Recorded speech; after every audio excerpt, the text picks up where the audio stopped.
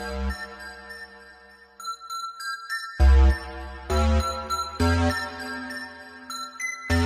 you wanna find me, yeah, I'm in the front row. Got my 2 tickets on me, I'm in the front row. The best place to be, I'm in the front row. Best place to be, yeah. If you wanna find me, yo, I'm in the front row. Got my 2 tickets on me, I'm in the front row. The best place to be, I'm in. What's up, y'all? Welcome back to the In the Front Row YouTube channel. Dustin and Dylan alongside with you for a new episode of Double Trouble, and we are super excited. Before we start today's show, we want to make sure you are subscribed. If you are watching, go ahead and subscribe down below to the In the Front Row YouTube channel and follow us on social media at In the Front Row LA to keep up with every video and everything that we are doing. Today is a special episode. We have a few big items on the agenda. We're going to talk about the NCAA tournament coming up, so stay tuned for that. First, we are going to talk about the NBA trade deadline because a lot of trades going down in the NBA, even impacting right here in Los Angeles. So we're going to begin with that. Rajon Rondo on the move at the trade deadline is the first thing we are going to begin today's show with. Rondo, remember the former Laker who helped the Lakers win the championship last season in the bubble, went to Atlanta in the offseason. Now he finds himself back in Los Angeles, but this time with the Clippers. Rondo traded to the Clippers, and the Clippers send Lou Williams. Lemon Pepper Lou goes to Atlanta. He is reunited with the scandal. We're going to talk about the more serious part of the of the trade. Your reaction to the Clippers getting Rajon Rondo? It was I was like, who cares? That was my first opinion. It was like with Stephen A. says, like, I don't care. Like, that was my first reaction. Just because, like, the Clippers should have been in a play for, like, a bigger market point guard if you're talking about Lonzo Ball, who didn't get traded, or Kyle Lowry, who was a lot of circulation around him getting traded. He didn't get traded. I thought they should have went for one of those, but then you look at the Clippers. They don't have any young pieces that, like, a team would be like, oh, my God, we want that back for a rebuild. They don't have any draft picks that are appetizing because it's not like the NFL. You're not getting any talent, that much talent, late in the first round. I just think, to me, it was just like, who cares? Like, I wasn't excited. I actually like Lou Williams better than Rajon Rondo, so I thought the Clippers lost the trade, if you ask me. I actually like Lou Williams with the scoring he brings, and that's how the NBA works nowadays with, the scoring, especially off the bench for that second unit. Your guys can't play 48 minutes a game. They're going to tire out eventually, especially in the playoffs when you're playing back-to-back and then you're playing, one night off and then a game there. So I didn't really care, to be honest. I was just like, it kind of showed that the Clippers messed up in the Paul George trade when they traded all their draft picks away. And I know it was Kawhi Leonard's demand to get Paul George to LA. But that's what it reminded me of. If you are a Clippers fan, I'm not, but if you are, it reminded me that you sold the farm for Paul George, and he really hasn't panned out to be like all what they traded for, and now you don't have the resources to go get Alonzo Ball or Kyle Lowry, and you have to settle with a veteran and Rajon Rondo, who's going to bring a lot, but I don't think he's going to get you over the edge if you're talking about the Lakers and the Nuggets, who we'll talk about later, which I really like what they did today. So I don't know. I was kind of like, who cares? I think it's a bigger storyline than you're saying. I remember Atlanta currently sits 7th in the Eastern Conference. It's a different playoff. Not because of Rondo. Well, sorry. I'm saying it's a different – no, I'm saying it's a different playoff format this year. Atlanta could, Lou Williams will come off the bench. I don't know how he'll work there. But he will add scoring, and maybe it's a good move for Atlanta. I like the Clippers side of it, though, because if you look at last year, the Clippers were this team of the regular season that everyone expected to be the champion. It wasn't expected. Well, I know a lot of people in LA still believed in the Lakers, but a lot of analysts around the world were saying it was the Clippers to beat. It was their, or they were favorites to win the title, and then obviously the big epic collapse against Denver in the playoffs. I think it will help them. You saw Rondo come in and help the Lakers. I know you have LeBron, so it's a little different. But you saw him coming. There is playoff Rondo is a thing. We've seen it in Boston. We've seen it with the Lakers, and now hopefully for Clippers fans, we'll see it, or they will. I'm not a Clippers fan. They will see it with the Clippers, and hopefully it'll help them. It adds a veteran piece. Sometimes it's not all about statistics or what you're bringing or how old somebody is. It adds a veteran piece that has championship experience, and hopefully will help the Clippers. And I think both sides win from the deal because then the Hawks get some scoring and get some excitement down there as well. We're going to move on. A lot of happened today, so we want to get to a few more. We're going to move to Victor Oladipo, who was moved. Remember, Oladipo has been with a few teams in his career, but now he will be in South Beach with Miami as he was traded today from Houston to Miami. Houston getting Avery Bradley, I believe Kelly Olynyk, and a few draft picks. Does Oladipo help the Heat? It's a stacked starting five if you look at it. No, I like Victor Oladipo to Miami. He's a two-way player, two-way guard, defensively and offensively. He's going to obviously, he's been a little shaky, but people don't realize he's coming off that couple big injuries. So I like the trade. I think Miami needs a little bit more firepower if they're going to make a run in the East. We saw they made the finals last year, but then you saw they ran into a Lakers squad where they didn't have enough firepower. They literally had Jimmy Butler and then a bunch of guys. Yeah. So I really like the trade with Victor Oladipo. It adds another star presence and someone who can go get his own bucket. And so, I really think it was a good move for Miami. They didn't give up that much. Like Avery Bradley's a big loss because he's a great defender, but I really actually did like the move. I mean, they have a great front office and, stuff Houston, like that. So. Houston gained some size with Olynyk and some future draft picks. We saw the heartbreaking press conference in the past 2 weeks that went viral for Houston. And I think, I mean, hey, the future is what they're looking forward to. Right now, a lot of people saying that Houston didn't get anything for James Harden or something. Yeah, they're making fun of him. On the internet. But all those picks and didn't go get it. Yeah, I think it's an unfair coaching situation. If you personally ask me, that's a whole other show, a whole other story. I agree. If we're just talking about Victor Oladipo and staying on track here, I like the move as well. I've been a fan of Victor Oladipo. I've said this if you watched previous In the Front Row shows, even before we launched this show. I was a fan when he was in Indiana and when they why is the coach's name escaping my mind? Nate McMillan. Yeah. I don't know why it's escaping my mind. Nate McMillan was unfairly fired from Indiana because I thought it was just Oladipo. I know they had Sabonis, but I thought it was just Oladipo and a lot of they didn't have as much talent as other teams in the conference. They're still fourth. Obviously, they lost to the Heat in the bubble last season. But I think and then Oladipo obviously moved on. But I think it adds another two-way player for Miami, which is important. You know how much I like two-way players, and I think that watch out for Miami. I know I made a bold prediction of Boston going to the finals, and then they went backwards. You're doing well with that one, aren't you? They were fourth, I believe, at the time when I picked them, and all of a sudden they're like eighth in the Eastern Conference. But you should listen to me. They're still making the playoffs. I'm still going to keep that bold. I said it was a bold prediction. It wasn't a guarantee. We're gonna.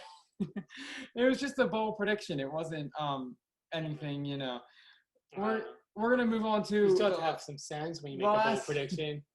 Hey, they're still in the playoffs. About every team makes the playoffs this year. There's your point. Every team makes the playoffs. Yeah, that means they have a chance. We're going to move on to the final trade that we thought was a big trade today, and that's the Magic sending Aaron Gordon to Denver for Gary Harris and RJ Hampton.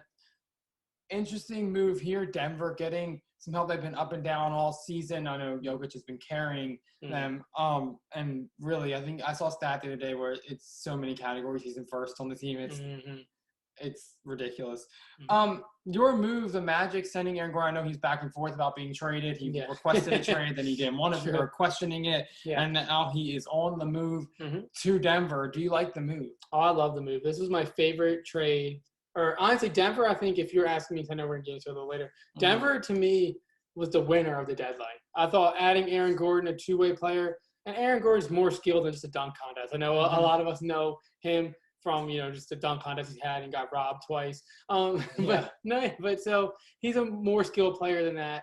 And I really like the move. He's great defensively, and he can get his own shot as well. I think it's really important, even though they already have two guys who can. It just adds that third wheel. Like Denver was missing. We have a big three. Denver was missing. And Aaron Gordon's good enough to be, you're not asking him to come in and be the star player, the number one option. You're asking him to be the third wheel on the championship team. And I think he can definitely do that. And I want to add, when the Nuggets added JaVale McGee as well from Cleveland, I thought that was a great trade. I know we get the Shaq in and everything like that. But you saw what him and Dwight Howard did for the Lakers last year, just adding size. They're basically stealing what the Lakers don't have this year. They have Marcus All, but he's not what they had last year. So I really like the move. They beefed up their inside defensively. Aaron Gordon's a great offensive player. The Nuggets wanted this deadline. You're saying the Nuggets?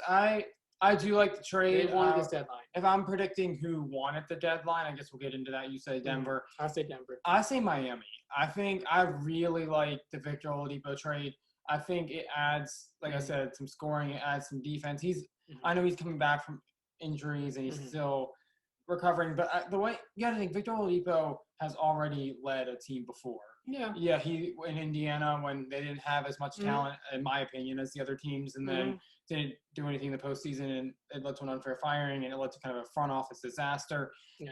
With Oladipo wanting out, and then he goes to Houston where we've seen what's happened in Houston this year. I think it's an unfair situation.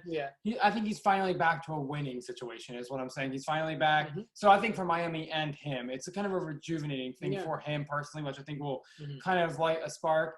Can Tyler Hero get going? I think he's had a better second half, or he's come on as the season's coming along. Come along. That's what I'm saying. He has pieces when they have Jimmy Butler. Like, Victor Oladipo doesn't have to go in and be the number one guy, but he has the capability of going in and being the number one guy. Obviously, it's going to be Jimmy Butler every night, but he has that. You add a player that has that capability, and watch out for Miami in the East. I know you are high on them. You were high on them last season. I did. We'll see how these trades impact moving forward. Also, can I add one quick nugget on trade? Norman Powell to the Blazers, good trade. They didn't give up anything. They got Norman Powell, who's having a career year, and just another weapon for my boy Dame Dollar. I was very, very happy the Blazers were out here making moves. So just wanted to add that. Yeah, you never know what happens when it comes playoff He time. needed to get out of Toronto. They weren't doing much this year. So no, true. So except getting that, now you have Norman viral on Twitter. You have Norman Powell, CJ McCollum, and Dame for the playoffs, and then obviously all the other weapons. And if you go back to the off season when they had people like Derek Jones, and they got Covington in a trade, and Nurkic is coming back. What's today? It will be tomorrow, Friday. He announced it on Twitter in a really funny way. It was like sources say Nurkic is coming back. Sourcing was him. Good tweet. But so the Blazers are ready. They are ready. The NBA trade line again. A lot going on that we have to follow. It was a good one. It was not great. It was a good trade deadline. Victor Oladipo on the move. Aaron Gordon on the move. We'll see. The Warriors still not making a move. They said they were. They were like, we're going to do a lot at the deadline. Didn't do a thing. Yeah, we'll see. Guys, we get to wrap up this segment coming up. We are going to talk about the NCAA tournament briefly and look forward to the Sweet 16 and Elite Eight games this weekend, right? Yep. It's both. Yep. So the Sweet 16 this weekend, we're going to look forward to that. We'll be back in a moment. I'm in the front row. 2 tickets on me. I'm in the front row. The best place to be. I'm in the front row. So what's colder than ice and even hotter than a flame? I'll be in the front row. Welcome back here on the In the Front Row YouTube channel. This is a brand new episode of Double Trouble. We are going to move on to the NCAA tournament. Sweet 16 games coming up this weekend, along with Elite 8 games later in the weekend into the week. My bracket is already busted. My champion is out. We will have a show coming up reacting to that more specifically. But we're just gonna preview the tournament. Name a matchup this weekend in the Sweet 16 that you're really looking forward to. My number one matchup is a number one seed, Michigan and Florida State. I think that's an interesting game just because I picked Florida State to beat Michigan. So at least, when you have a part of your bracket still alive, you got to root for it because you know how the tournament's been for everybody. There was like zero perfect brackets within like the first 2 days, or it was really 3, but So I like that matchup. I keep saying it. If Florida State doesn't turn over the ball, takes care of the ball, MJ Walker's a great senior leader for them. They have size.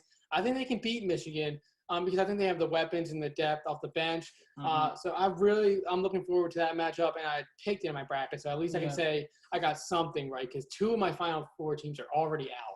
Yeah, I think same. My championship's still alive. But Florida State, Michigan, that's a good one for me. I picked Florida State. I originally picked Florida State against LSU. I thought LSU had an upset chance, obviously. Hey, they were in the game until the end, like 30 minutes or so.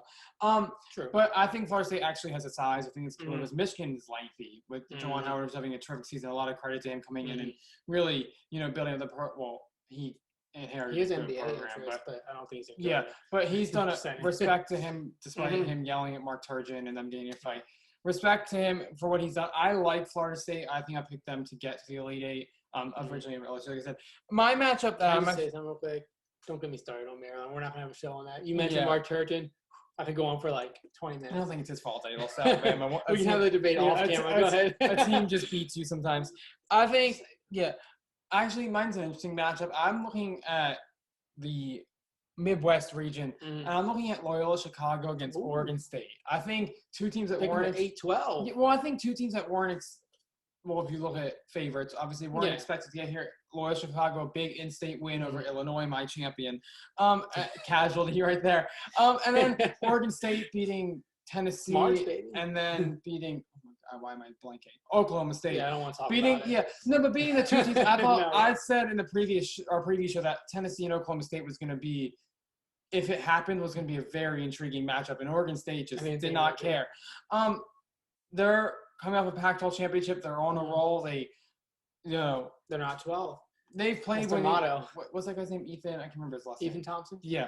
I'm not remembering names today. Yeah. Ethan Thompson, even when he's been in foul trouble, even against Oklahoma State, he closed that game. Yeah, Kate Cunningham had a few shots, but I don't want to talk about it. Well, they played well defensively against him. You're just bringing up all the wounds. Loyola Chicago went viral on Twitter. Sister Jean. Yes. And I don't know why I bet against her. Yeah, I don't either. That was my mistake. They made Illinois look bad. They did. Illinois, I thought they looked good coming into the tournament, winning the Big Ten. Yeah, winning the Big Ten championship. I was like, oh, they're gonna, and they made Illinois look bad. I think it's an interesting. And honestly, if you look at the matchup cross region, Syracuse and Houston. I don't care about that one. No, but what I'm saying is, I think the winner of this matchup, honestly, as an 8 or 12, could get to the Final Four. I think if Houston wins, it's a different story. I said could. Yeah. I like Houston. I predicted Houston. Well, obviously I predicted Houston to lose to Illinois, but that's not going to happen. Yeah. Houston defensively is good.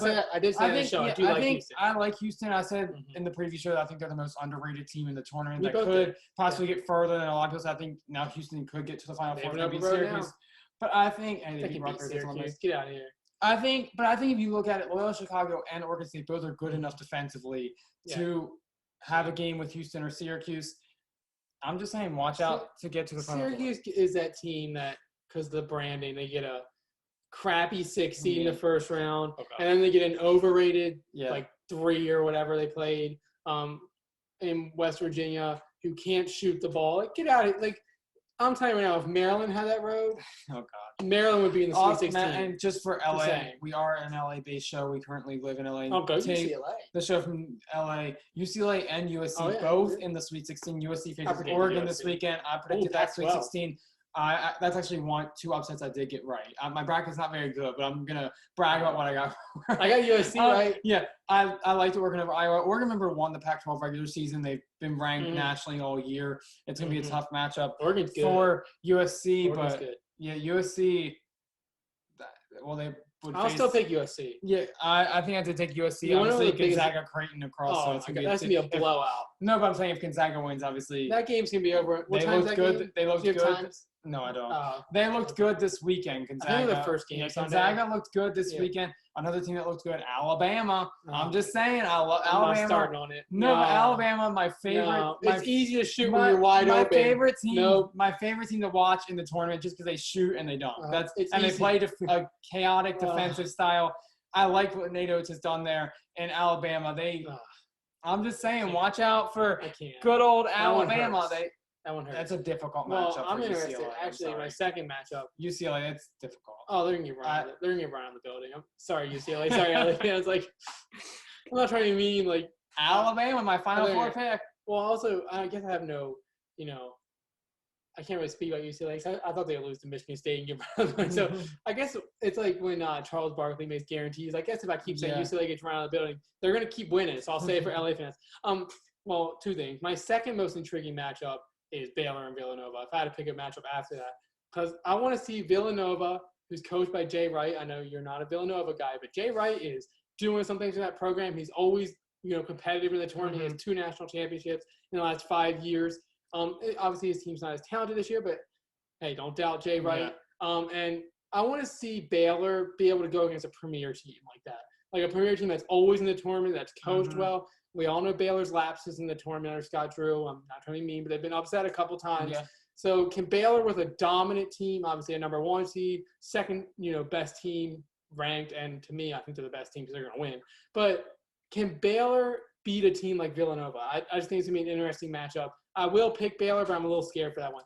Jay Wright's a scary. That's what I'm saying. If he's on the opposite sideline, you better bring your A game. That's what I'm saying. Playing your first weekend and playing Jay Wright is a little different. It's like and can I say, I believe the Gonzaga Creighton game as the first matchup Sunday, don't be in a hurry to get up Sunday. That game is going to be over within the first 5 minutes. Creighton's looked good in the tournament. They beat Ohio. I did pick Ohio to go to the Sweet 16, but it's Oh, not. yeah, they have faced Ohio and UC Santa Barbara. Yeah, like, come on, man. There are 13 teams. Hey, I'm just saying, the Big East, I didn't have confidence in the Big East in the tournament. I was scared of a few of their matchups. Yeah, but the Big East has looked good in this tournament. If you want to go out drinking on Saturday and you're worried about getting up, don't worry about it. You can sleep off. You can sleep it off. Showing why they're a strong conference. Yeah, they're not. Get out of here. You can sleep it off. Don't have to worry about getting up Sunday. You can just catch the second game. I apologize Not for the Big East. I was scared. And what do they have, 2 teams in the Sweet 16? Oh, yeah, because they have easy roads. Both of your 2 teams have played upset bids. Like they had an easy first round, and then they played an upset. It's just all about the draw, man. Another matchup I guess I don't think the only matchup we haven't really talked about. Yeah. Real quickly before we wrap it up, Arkansas, Oral Roberts. Oral Roberts, 2 big upset wins to get to the Sweet 16. Remember, Florida Gulf Coast a few seasons back did the same kind of thing. They got to the Sweet 16, right? Yeah. Before being dumped by Florida in that, because they beat Georgetown and then they beat. I can't remember the second team they beat. Yeah. It's escaping my mind right now. But another 15 seed getting to the Sweet 16. I think Oral Roberts is better than that team. Playing Arkansas, Oral Roberts can shoot the ball, so can Arkansas. So it's going to be. They're going to be a lot of threes in that game. I think Oral Roberts is going to the Elite 8. I take Oral Roberts to beat Arkansas. I'm just saying. I'm riding the train. Max Asmus is a beast. He's like a walking bucket. And he walks in the gym and he's getting 30. It looked at times I did actually get to watch the Oral Roberts Florida game, and it looked at times that they were.